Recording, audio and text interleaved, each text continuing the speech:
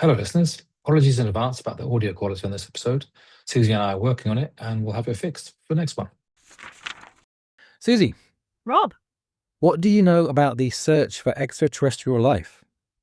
SETI. Okay, so back in the olden days on our computers, do you remember when you used to have screensavers? I don't think we have screensavers anymore, but there used to be like a thing on your screen that moved to make sure your screen was alive the whole time. And you could... I'm just distracted because it sounds so old-fashioned. But yes, this was an important thing. Yes, your screen used to not get... This is to stop your screen getting burnt out. And you could download a SETI screensaver, which basically, when your computer was asleep in screensaver mode, your computer contributed to the computing power to search for extraterrestrial life. So I used to have the screensaver. So I used to search. I was SETI. I was part of SETI. So were you a fan of the X-Files then? Is this what was going on?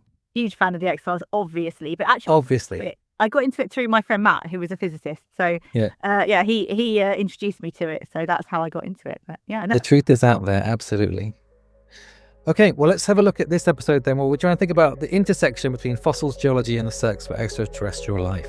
See, this sounds like really interesting, and you didn't send me the paper beforehand, so I'm just going to wing it now.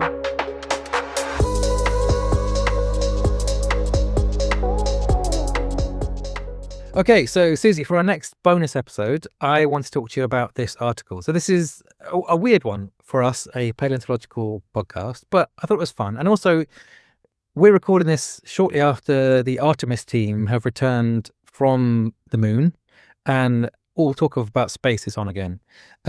Rob, can I ask you? Yes. What are your thoughts on the Artemis missions? How do you feel about them? Are they a good thing? Are they a bad thing? What do you think? What's your thinking? Well, that's interesting because when I first heard about it, my initial thought was, why are we bothering? It's a lot of money and we've done that before. The justification was it's a training for them to be able to go to Mars. And so I guess I'm a bit more sympathetic to that. And it did capture a lot of people's imagination. I mean, I felt a bit cold-hearted because it didn't really move me very much, but other people were really into it. And I think that's good for science communication and public excitement and public engagement. But it is a lot of money. What do you think?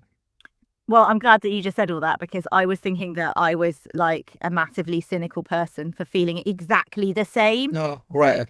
I was very much like, you know how much money this has cost. If this money was put instead towards solving climate change, we probably would have solved it by now. Like we probably would have an answer, and then we wouldn't have to establish a freaking moon base on Mars because actually the Earth is fine.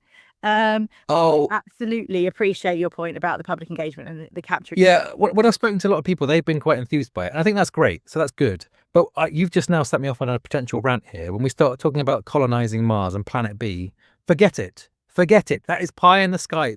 Fix the planet we're living on. This is the one that we need to sort out. I'm so sick of billionaires thinking they could go to Mars as a vanity project rather than actually investing in the resources and protecting this planet. So once a long time ago, in I think it was 2016, I went to a thing called Sci-Fu Camp. And this is, I don't know whether they still do it. It's a thing that is run at Google X every year. So I got to go to Google X. It's super cool in California. And it's invite only. And they invite 200 scientists from all different disciplines. And they basically put you in a room and it's an unconference. It's quite wanky. So you basically come up with things that you want to talk about and you put them on post-it notes and you stick them on a room, and then people go, oh yeah, I'm going to go and sit in a room and talk about exoplanets or whatever. And I found myself it was super awkward for an English person because I didn't know anyone else there, and it's supposed to be like a mega networking event, and obviously I had to go and talk to people, Rob, talk to people. What was it? No, surely there has to be some awkward milling around a cup of tea in order for that to have any kind of working mechanism. So much awkward milling and me going, oh, hi. Anyway, that's not the point. I found myself in a room. It was an amazing room. I can't remember what the discussion was about, but Larry Page was in the room as well, so that was exciting.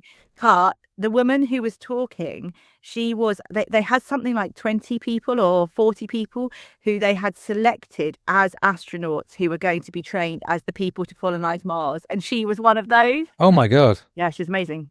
It was quite interesting. I mean, going to Mars is almost a suicide mission as well. I know, it was very much, they all knew it was very much a one-way thing. You know, they're never coming back. But the thing is, I'm not really sure, because that was 10 years ago, and I'm not really sure we're very... No, I mean, that's the other thing. I mean, it's always been 10 years from now. I mean, if we listen to Elon Musk, he's going to say it's just around the corner, just around the corner. But so was the self-driving car, which is just around the corner. So, and his space rockets keep blowing up and his cars keep crashing. So I don't know.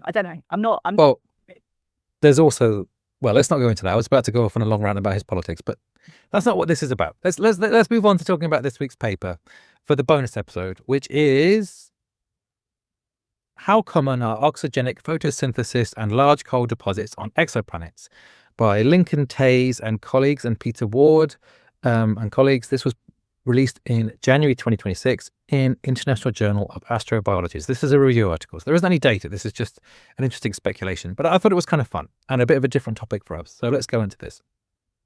So the basic tenet of this paper is about coal and the search for extraterrestrial intelligence. So I said extraterrestrial life earlier, but I should have been focusing on intelligence. SETI, extraterrestrial intelligence. So they start with the Drake equation. Have you heard of the Drake equation?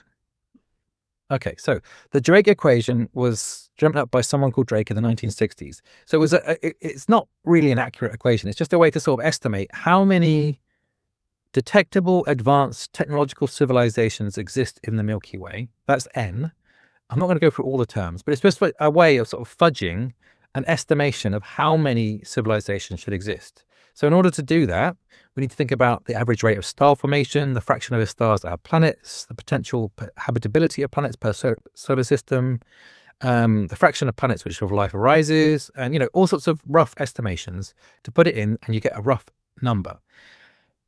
Now, obviously, some of these things are quite hard to estimate. You know, what is the mean length of time in which civilizations to generate detectable signals of their existence? I mean, come on, how are you going to do that? But you can put in skeptical and, you know, you can put in some maximal and minimal numbers, and by some estimations, there are between 1,000 and 100,000 planets with civilizations in the Milky Way.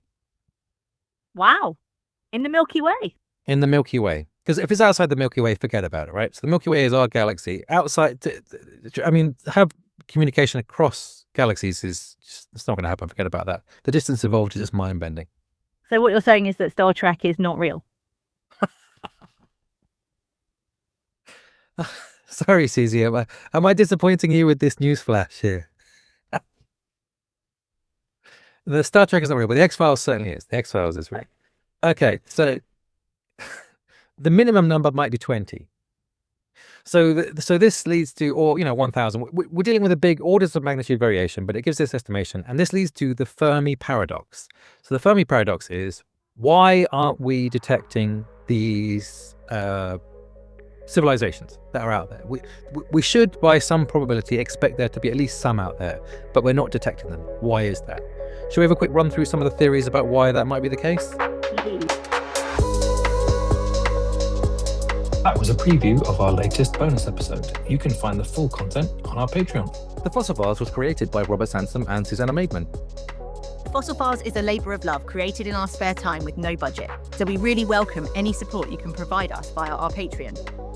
There you can access bonus content and join in the discussion by posting your own questions or even participate in live episodes. In either case, we want to hear what you think. You can let us know what you thought about the topics we discussed or make suggestions for future papers in our social media channels. You can find links to our Blue Sky, Instagram and YouTube channels on our website fossils.libsyn.com.